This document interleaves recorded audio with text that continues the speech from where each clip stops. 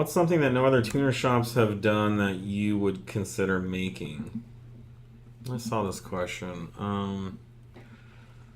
I don't know. Like that we haven't yet. I mean, we literally sell stainless steel testicles on our website, and I don't believe anyone else does Our that. product line knows no I end. feel like we're already way out ahead just based on that alone. Yeah.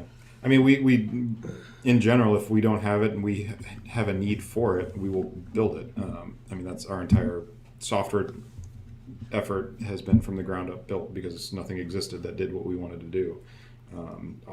Myriad of the parts we make were, first to market on a bunch of different solutions for these things. So we're already kind of doing that.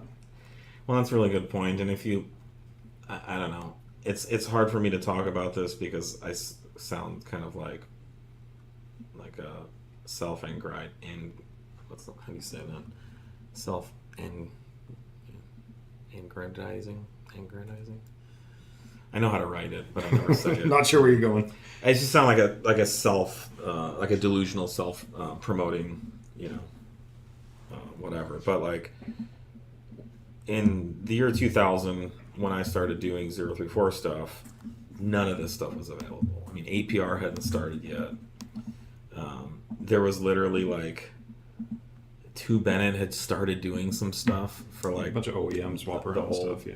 There was like Total Audi Performance in Florida, which was God. literally like a fraudulent scam joint that would just steal people's money. Tap tuning. And there was like Ned Ritchie doing intended acceleration, which was like Zener diode chips for like Audi 5000 turbos. Nobody was putting Garrett turbos on Audis. Nobody was converting Audis to fuel injection or standalone. Nobody was drag racing Audis. I mean, it was just so. I was in the automotive world, performance enthusiast world, and I just was like, what if someday like you could tune your Audi like you could tune a Honda or a Mustang 5.0 or something. So to Nate's point, I mean, just about everything we do now is something that nobody else was doing.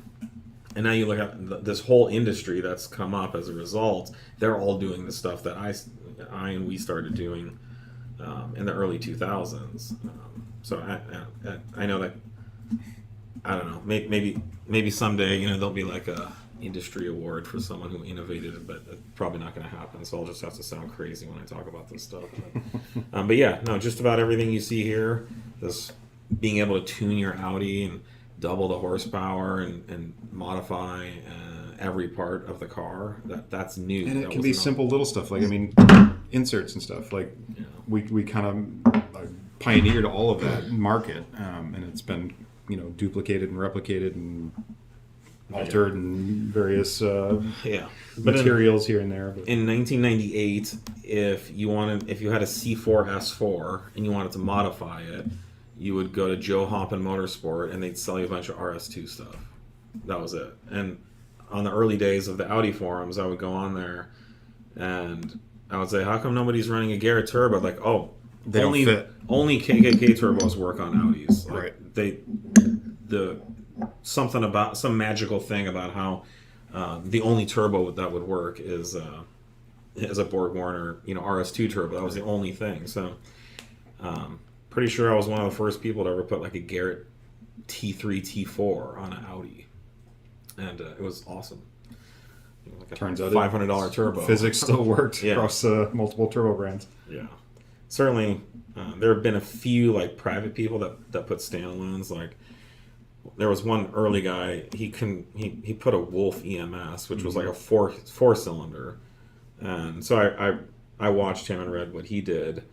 But he was running like 2 injectors off one injector driver, and it was like wasted spark. And Well, it had to be probably distributor still.